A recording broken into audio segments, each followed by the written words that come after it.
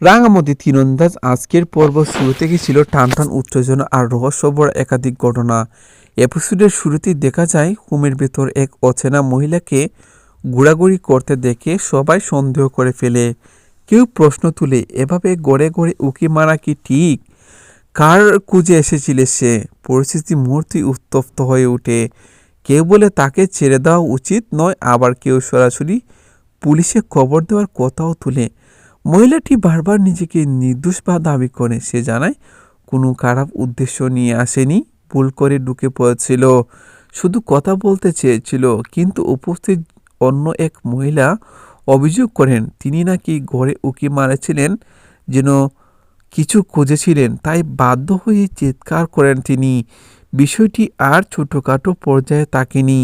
সুপারকে জানানো, পুলিশ ডাকানো, সব কিছু নিয়েই তর্ক বাড়াতে থাকে।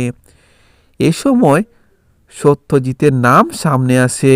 কেউ বলে তাকে জানলে সর্বনাশ হয়ে যাবে, সব কিছু ফাঁস হয়ে যেতে পারে। পরিস্থিতি সামলাতে গিয়ে কেউ বলেন এখনই পুলিশ ডাকানোর দরকার নেই, আগে বিষয়টা পরিষ্কার হোক। ততক্ষণে জানা যায় অভিযুক্ত মহিলা বৃন্দা। তাকে জিজ্ঞেস করা হয় কেন হঠাৎ সেখানে গিয়েছিল, কে পাঠিয়েছিল কোনো তথ্য সংগ্রহ করতে।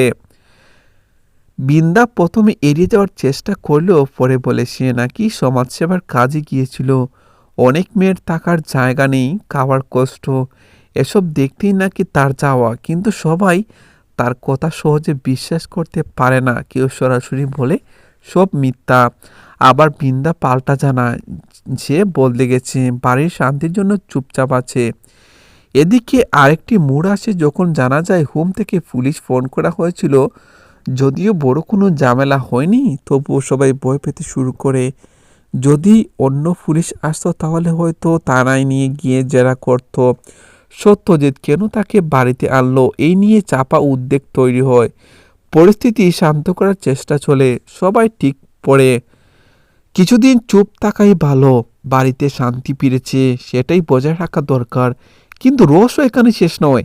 গল্পের নতুন মোড়ে যখন রাঙ্গার প্রসঙ্গ উঠে আসে, জানা যায় রাঙ্গা ওয়ার্ল্ড স্পোর্টস চ্যাম্পিয়নশিপ খেলতে গেছে এবং 34 ঘন্টার মধ্যেই তার ফ্লাইট ল্যান্ড করবে। তখন সন্দেহ জাগে হোমের সঙ্গে রাঙ্গার কোনো সংযোগ আছে কিনা, সেটাই খতিয়ে দেখতে নাকি গোপন খোঁজ নেওয়া হচ্ছিল।